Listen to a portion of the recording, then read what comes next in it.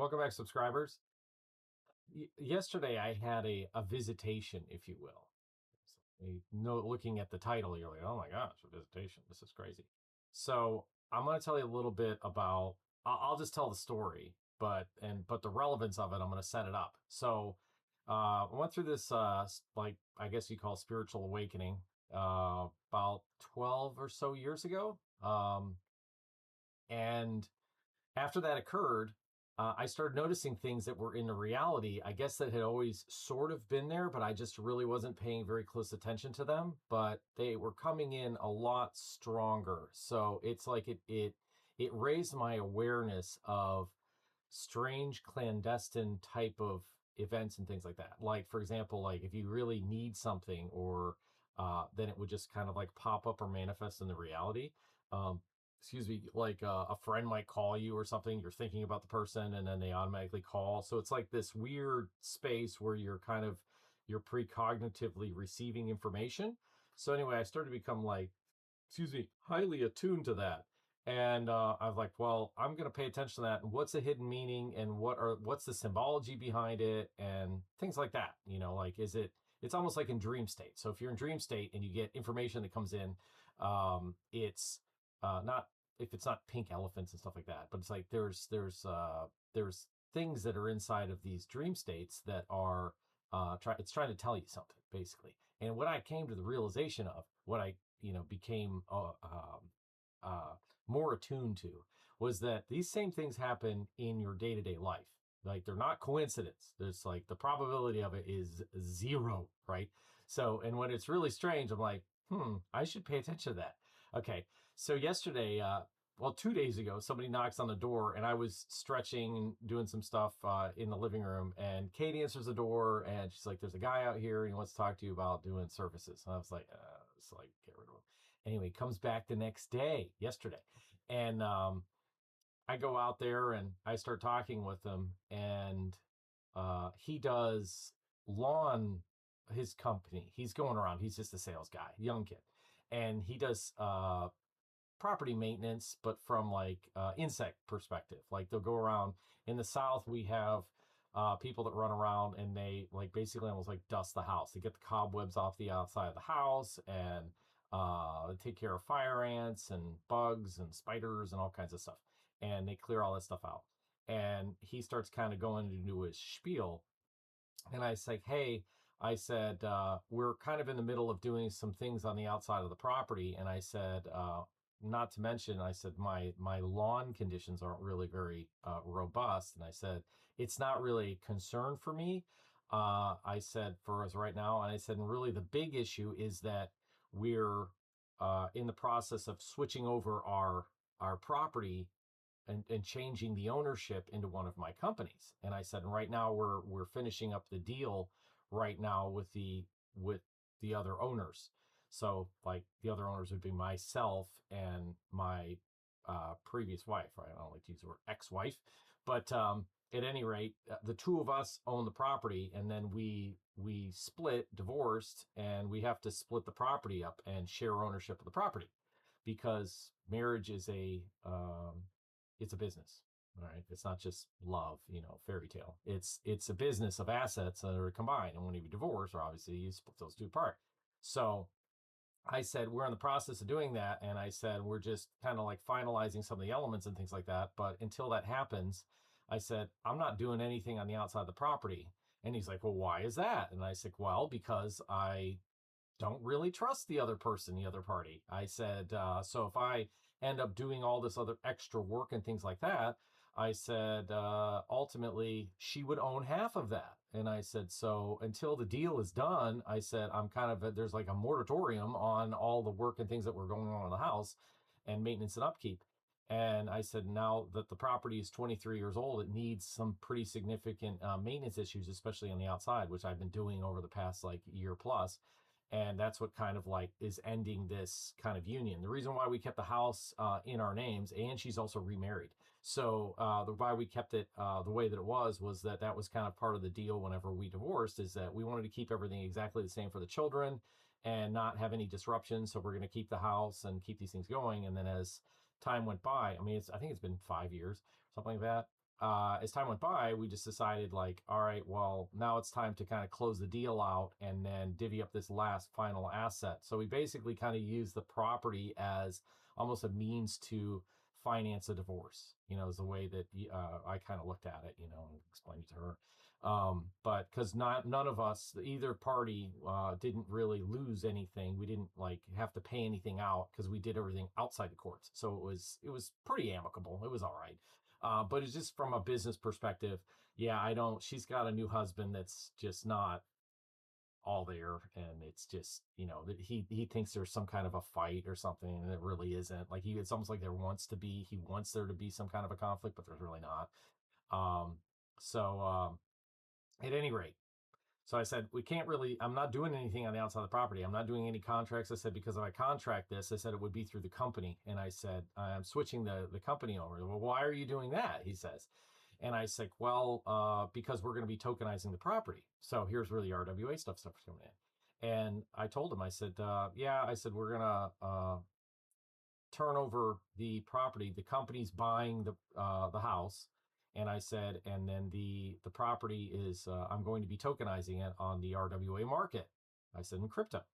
And he's like, and it like sparks, he's like, wow, how do you know about that? And I said, well, that's what we do. I said, we've got this website, ReservoirHuman. And I said, and we're teaching people and other entrepreneurs, basically how to do it and all the elements and facets that are all involved in it. And I said, we create conversations with people that allow us to continue to keep thriving. I said, because it's such a dynamic market. I said, I can't handle it all on my own. I said, that's why I need to have subscribers and people that are a part of the community. I said, so that we can everybody's going to kind of be doing their own little tiny thing, and they're going to be receiving information and having other experiences that are relevant to moving into this new system. I said, and that's why it's super important. And he's just like blown out, wow, this is really, really great. Well, how does it work? And I told him, I explained how the whole system worked, and I said, and he said, well, what's the advantage of it? And I told him, I said, well, it's a collateralized asset. I said, you could put the collateralized asset that, I explained it to him, and he was just like, totally shocked. He's like, well, what's the holdup? And I said, well, again, I said, it's this contract. I said, I need to finalize my deal with my previous wife, and I said, and get that deal off the table, and then slide in this, have a transfer, a title transfer on the property. I said, so that I'm enabled to actually tokenize property. And I said, and that takes, I said, maybe we might get it done this month. I said, it's just constant, like kind of back and forth and communication errors. I said, no, we're not really any rush. I said, and then after that gets finalized, I said, it's like 45 days after it's put on the books at the state of North Carolina on who actually owns the house. And then once the title transfer is done, then you can set forth and then I can start doing the contracting and talk to the lawyer and have this process all starting. I could probably actually be doing the lawyer stuff now. It's just I want to make sure that she's out of the way before I put on another pot on the fire. So anyway, I was just basically telling you like, so why is the video called what it is? So anyway, I said, I'll tell you what. I said, we're going to do this property, and then we have another property that's about 30 minutes away. I said, how far of an area do you work? And he told me, he said, we work Wake County, the entire county that we're in. I said, okay. I said, well, we're moving into property management. And I said, just because we're transferring deed of ownership. And I said, and we're going to be using these as income streams. And I said to him, I said, well, why don't you give me a business card or something? I said, and I can call you. He said, I don't have any business cards because nobody these days carries business cards.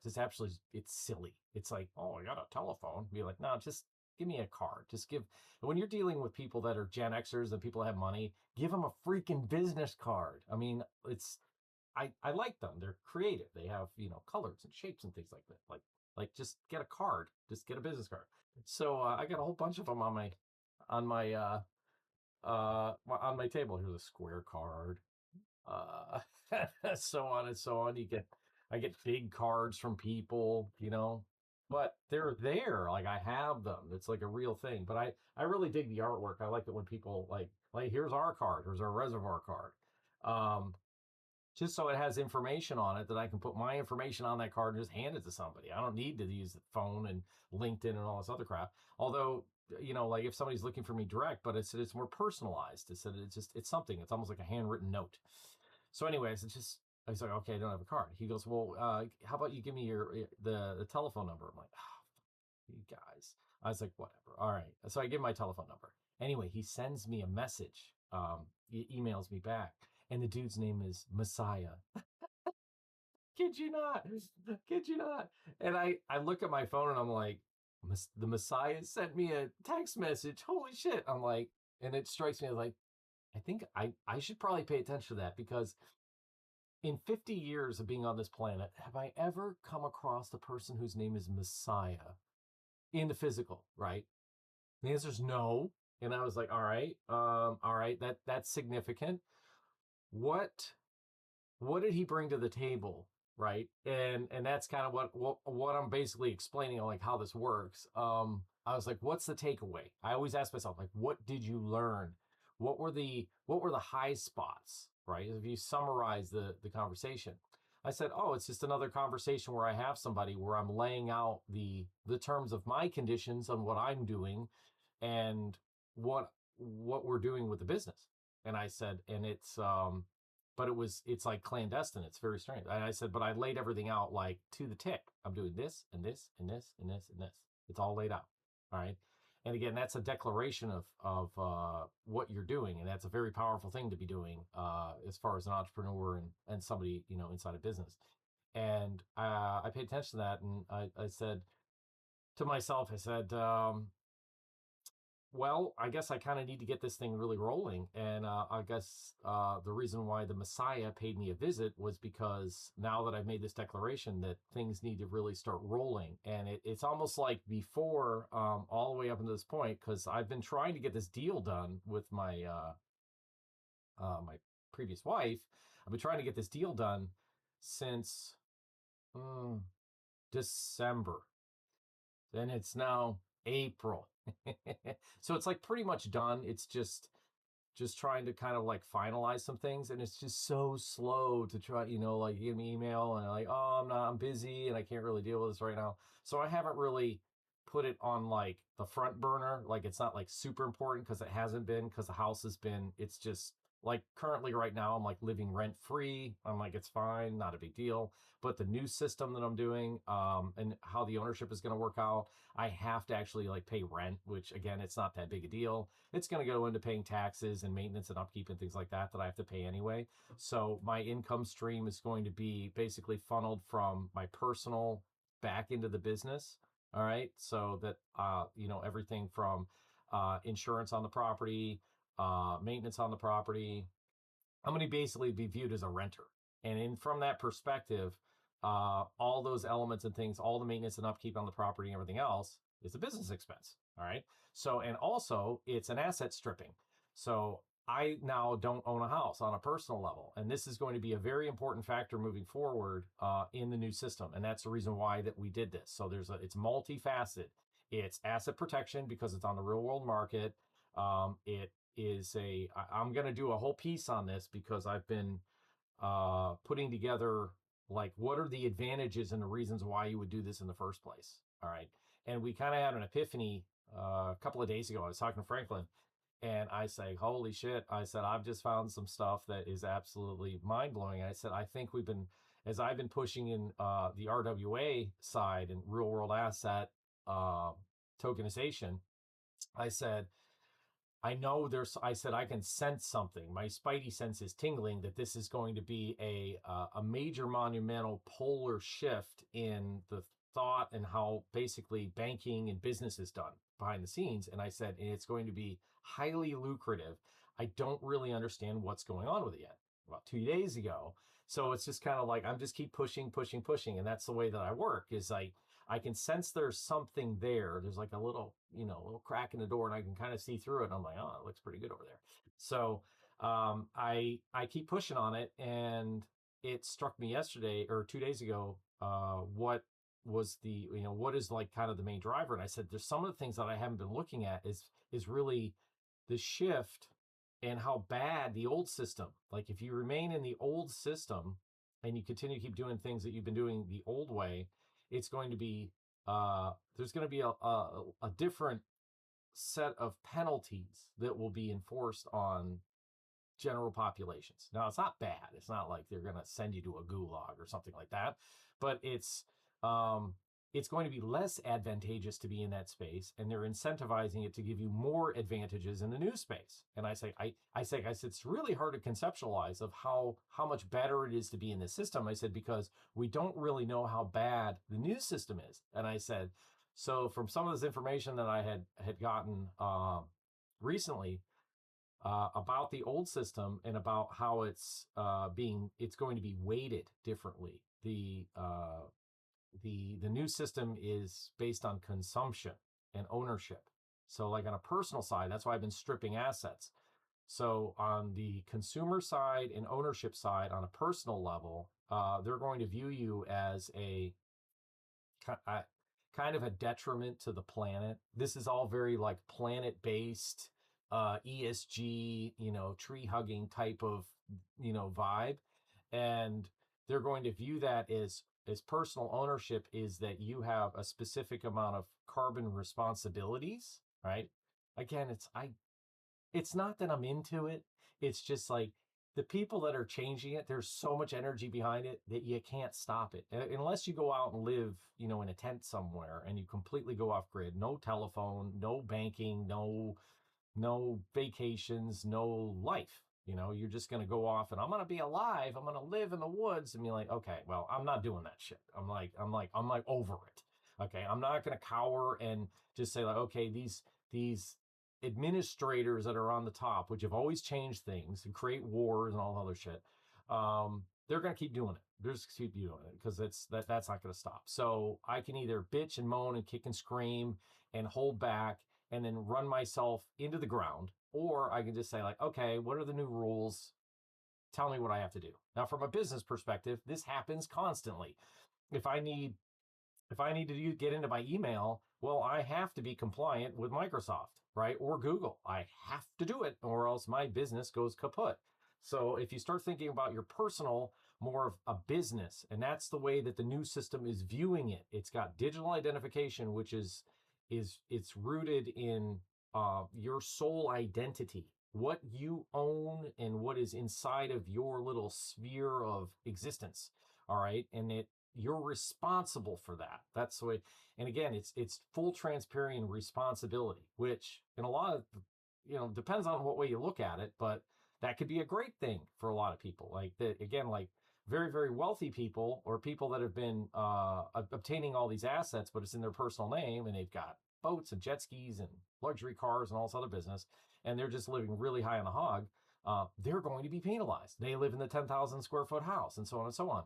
And whenever I started learning about this, I was like, I'm like, this is the same bullshit that they did back, I say, post-depressionary. Like we're in like the Gilded Age, like 1880s to about, into the 1920s, roaring 20s. Everything was ripping, all the economy was just blown through the roof. And again, it was just the same economic setup.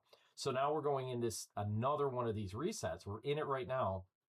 And the penalties will be on those that are wealthy, those that have a significant amount of asset storage in their personal name.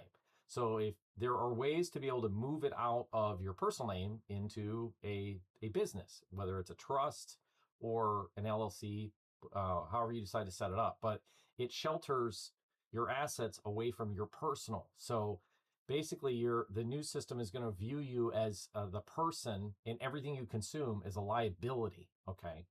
That's how it works. So knowing that as a rule, as kind of like a global rule, is going to be helpful to you moving into the new system. So you'd be like, okay, well, I see what's going on here. I'm going to go ahead and check out the reservoir, listen to these conversations, and start strategizing where I'm going to be in the next 5 or 10 or 15 years, because it's going to be incredibly impactful for everybody. If this is a worldwide thing. But whenever this happens, I keep telling people, I said, this this is a really great opportunity for people. I said, because whenever these shifts happen, there's a lot of people that are just going to be absolutely pissed off, and they don't want to move into the new system. They want it the old way. Even if the old way was damaged and corrupt and messed up and everything else, at least they know it. Whenever you try to move into a new system, anything that's new, it scares people, and it stagnates them. They don't do anything. And this is a mechanism that's always been in place, where the ones that are like real go-getter entrepreneurs start seeing these things, and they say like, okay, well, how can I move into that? That sounds like that's a pretty good advantage from a number of different perspectives, as long as I play by the rules. And we have rules up the ass in the old system. So they're going to keep a lot of those same rules, but they're going to get rid of some of the other ones. And as long as you understand these things and start learning the language, and that's what we do inside of this group is teach it. But my primary interest is building a community of other like-minded people that want to do exactly the same thing. And whenever that happens, we build there's a camaraderie that happens inside of the community that allows for communal responses. So if somebody sees something, hears something, experiences something that is beneficial to the rest of the populace that's inside the community, because it's private, we all get to absorb that information. It becomes gold. That's the real gold, is the information, the true information, boots on the ground, people that are experiencing it. And until it's published, AI can't see it unless it's published. So that's why I'm like, we're not putting any of this shit out in public view, because I don't need it muddied up. I say in business, whenever you have proprietary information that's really, really good, you have to keep that information outside of the public eye, because we're in the development stage. All right. We're in the stage right now where I want it pretty easy. I want the territory to be open and free for me, because I'm the one that was the initiator of this to try to get this going. It's open source. You just have to play by the rules. Like I have my own rules inside of our system. Do an interview with me and you have free access. Bring something to the table and you have free access. If you want to know about it, then you're going to then pay. You don't have to pay till the cows come home, but once you get what you need, you can get out. Just leave. That's fine. Go figure it out and start doing things on your own, because it's an education. There's free educations, no such thing. You have to put in the tuition. You pay the tuition, get an education, move forward, and that's what we're doing. So anyway, and it also keeps out the riffraff. I just don't need to hear comments from people that think that they know because they haven't done anything. I don't need that shit. I don't need it. So anyway, more to come. Anyway, visited by the Massiah. Pay attention, Danny. Get your shit together. Get moving.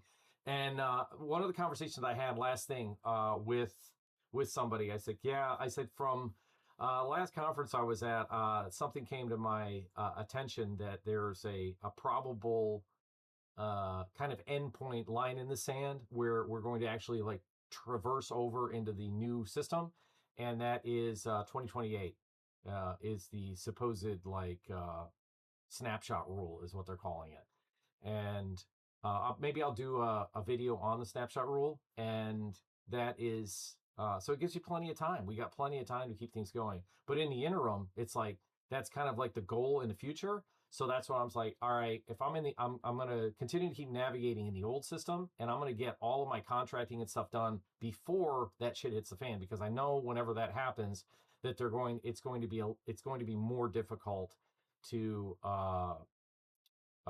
because the tracking and tracing isn't as stringent before the switchover happens. So I can do basically paper contracting, old school stuff now before the snapshot happens, and the real transition happens over.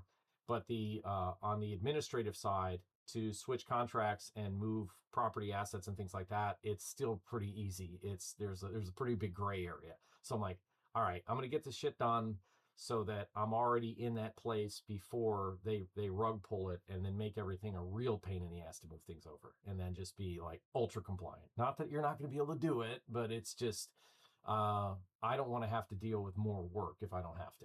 So anyway, more to come. Cheers.